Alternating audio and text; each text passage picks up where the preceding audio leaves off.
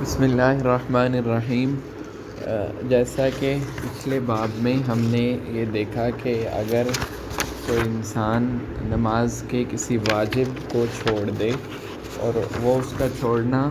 جان بوجھ کے نہ ہو، غلطی کی بنیاد پہ ہو، بھول کے رہ جائے اس سے، تو وہ سجدہ سہو اگر کر لے تو اس کی نماز ہو جائے گی۔ اب اس کے بعد سجدہ سہو کا باب الگ سے ذکر کر رہے ہیں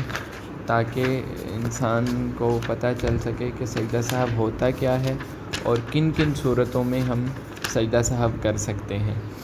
تو پہلے اس کی تھوڑی سی تمہید ہے، یہ پیج 149 پہ ہے جو بک میرے پاس ہے۔ تو اس میں یہ ہے کہ کیونکہ انسان غلطی کا پتلا ہے، انسان بھول چوک کا شکار ہوتا رہتا ہے اکثر، اور دوسرا یہ ہوتا ہے کہ نماز کے وقت کیونکہ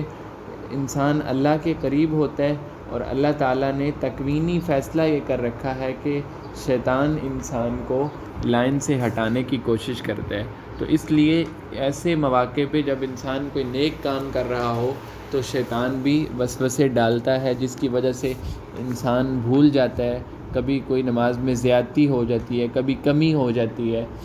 یا کبھی پتہ نہیں چل رہا ہوتا کہ میں نے 3 رکعت پڑھ لی ہے یا 4 رکعت پڑھ لی ہے۔ تو اس کے لیے سجدہ سہو کو شریعت نے مشروع قرار دیا۔ سہو کا مطلب ہوتا ہے بھول جانا، نسیان، اور اللہ کے نبی صلی اللہ علیہ وسلم خود نماز میں بھول گئے تھے، اور جو اللہ کے نبی کا بھولنا تھا وہ اللہ کی نعمت ہے امت پر، تاکہ ہمیں پتہ چل گیا ہمیں اللہ کے نبی کے اس فعل سے کہ اگر ہم نماز میں کبھی بھول جائیں تو ہم نماز کو کیسے پورا کریں گے بعد میں۔ اور جن مقامات پہ اللہ کے نبی بھولے ہیں ان کو صحابہ اکرام نے نقل کیا ہے، احادیث میں مذکور ہیں وہ، ان میں سے بعض یہ ہیں کہ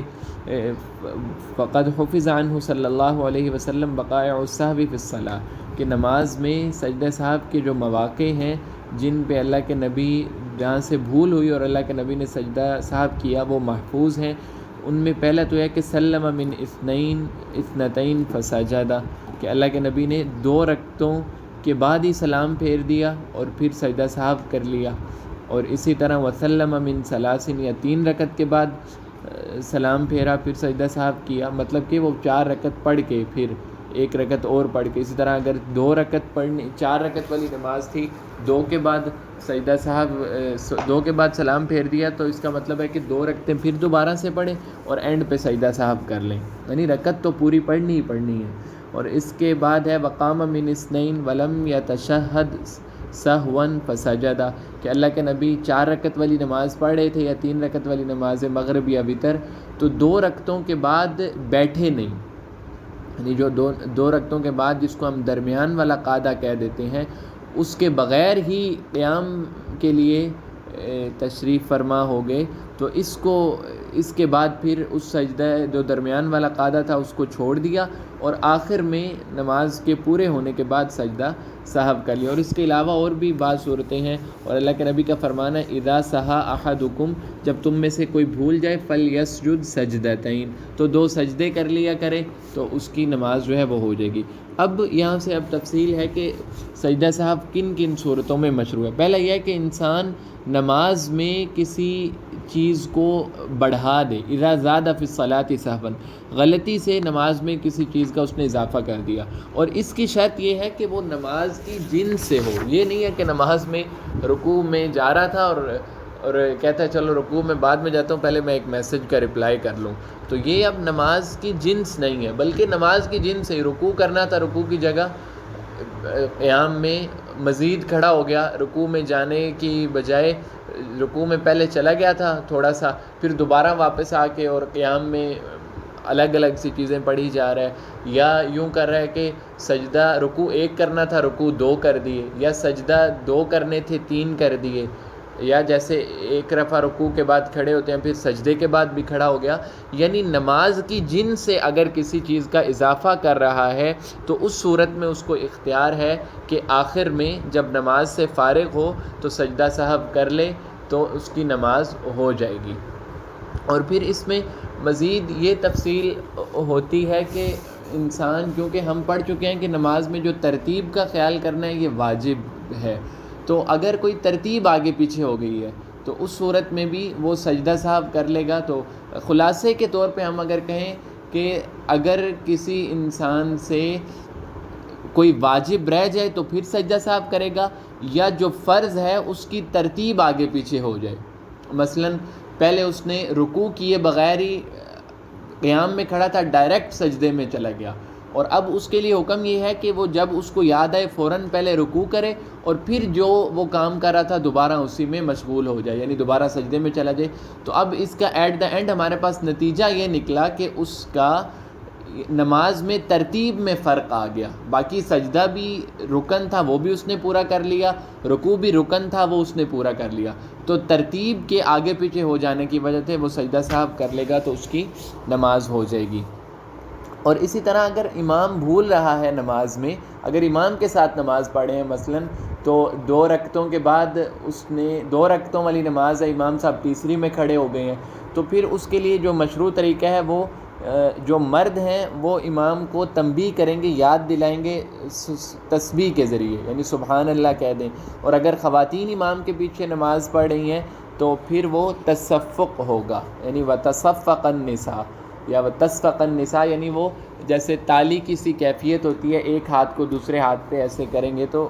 اس امام کو تاکہ پتہ چل جائے کہ نماز میں کچھ کمی ہو رہی ہے یا اضافہ ہو رہا ہے تو وہ اپنی غلطی کی درستی کی جانب آ سکے۔ اور بعض اوقات زیادت اقوال میں بھی ہو جاتا ہے، مثلا کسی نے سورہ فاتحہ پڑھی، پھر دوسری دفعہ پھر سے سورہ فاتحہ پڑھ دی، تو اس صورت میں وقراءۃ سورۃ الرکعتین الاخیرتین من الرباعیہ، یہ بھی اختلاف ہے کہ احناف کے ہاں تو یہ ہوگا کہ اگر آپ نے ظہر کی نماز میں فرض میں آخری 2 رکعتوں میں سورہ فاتحہ تو پڑھنی ہوتی ہے لیکن اس کے ساتھ سورت پڑھ لی تو سجدہ صاحب نہیں ہے، حنابلہ کے ہاں ہوگا، یعنی اب اس نے قرات میں اضافہ کر دیا۔ اسی طرح مغرب میں بھی حنابلہ کے ہاں اگر تیسری رکعت میں کسی نے سورت پڑھ لی ہے الحمدللہ کے بعد، سورہ فاتحہ کے بعد قل هو اللہ پڑھ لی ہے تو اس کو سجدہ صاحب کرنا ہوگا اگر کوئی حنبلی ہے تو یعنی، لیکن یہاں بھی کہہ رہے ہیں کہ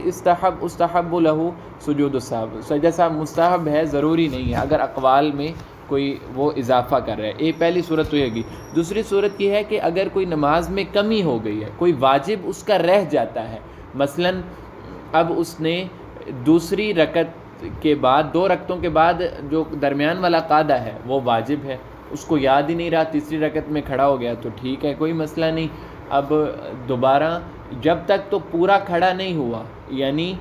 بالکل ابھی قیام کی حالت میں استواءً وہ نہیں ہے بلکہ ابھی درمیان میں ہے، تو اس وقت تک تو اس کو یہ ہے کہ وہ واپس چلا جائے اور جا کے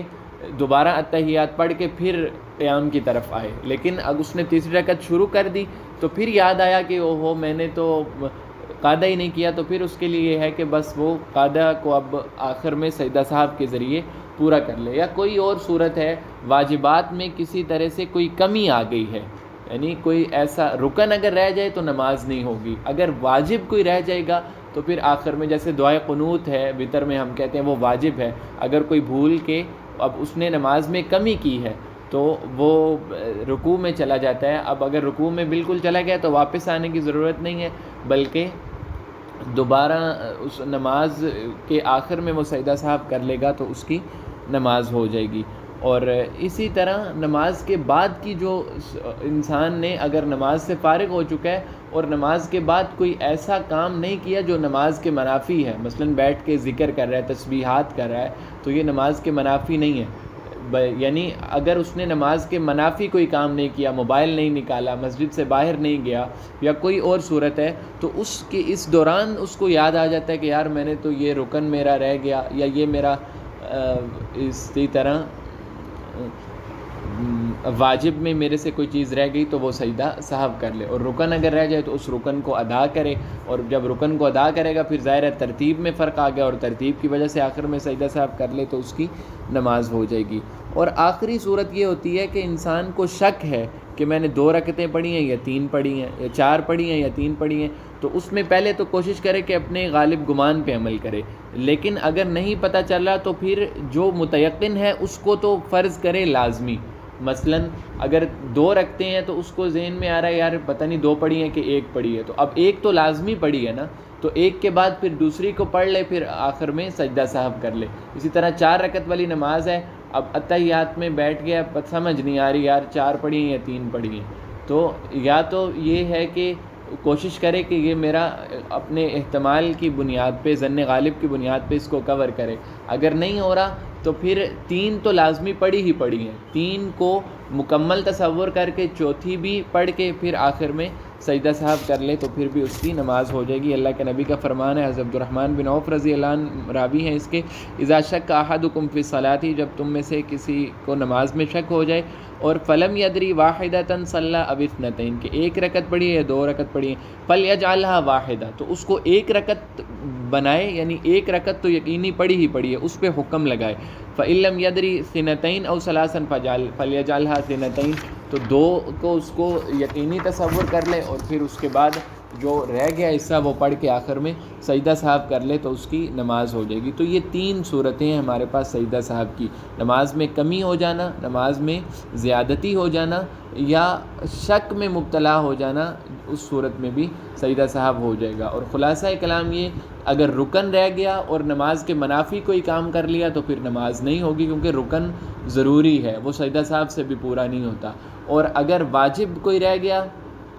تو پھر یہ ہے کہ جب تک وہ نماز کے منافی اس نے کوئی کام نہیں کیا، اور واجب اس نے جان بوجھ کے نہیں چھوڑا بلکہ غلطی سے رہ گئے، تو سجدہ سہو کر لے گا تو نماز ہو جائے گی، اس فعل کو دوبارہ لوٹانے کی ضرورت نہیں ہے۔ رکن اگر رہ گیا تو رکن کو دوبارہ ادا کرنا ہوگا، سجدہ اگر رہ گیا تو سجدہ پھر سے کر کے کرنا ہوگا۔ لیکن اگر واجب رہ گیا، مثلا اس نے سورہ فاتحہ نہیں پڑھی ہے غلطی سے، یا اس نے قرات کے دوران 7 سورت نہیں ملا رہا احناف کے ہاں، یا کوئی اور صورت ہے درمیانی قاعدہ نہیں کر رہا، تو پھر اس کو دوبارہ کرنے کی ضرورت نہیں ہے، سجدہ سہو اس کے قائم مقام ہو جائے گا۔ اور آخری صورت یہ کہ اس کو اگر کوئی شک پڑ گیا نماز میں تو وہ اس کو آخر میں سجدہ سہو کر لے، تو اس کو اس شک سے نکل جائے گا اور اس کی نماز ہو جائے گی، دوبارہ سے نماز پڑھنے کی ضرورت نہیں ہوگی۔